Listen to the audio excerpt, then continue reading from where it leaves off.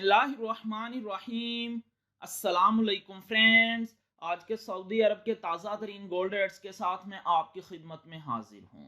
International market में gold की कीमत में $16 फी औंस का इजाफा हुआ है, जिससे अब इंटरनेशनल मार्केट $2675 फी औंस पर पहुंच गई है।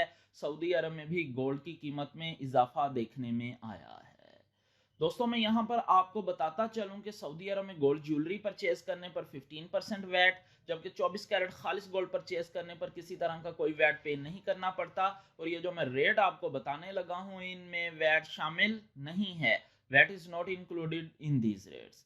आज सऊदी अरब में फी ऑन सोने की कीमत है 10,031 रियाल और 25 हलाला फी किलोग्राम, यानी 1 kg सोने की कीमत है 3,22,548 रियाल।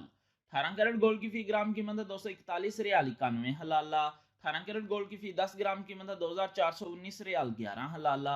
18 कैरेट गोल्ड की फी तोला कीमत है 2,821 रियाल 65 हलाला। 21 कैरेट गोल्ड की फी ग्राम कीमत है 280 रियाल 62 हलाला। 21 कैरेट गोल्ड की फी 10 ग्राम कीमत है 2,806 रियाल 17 हलाला।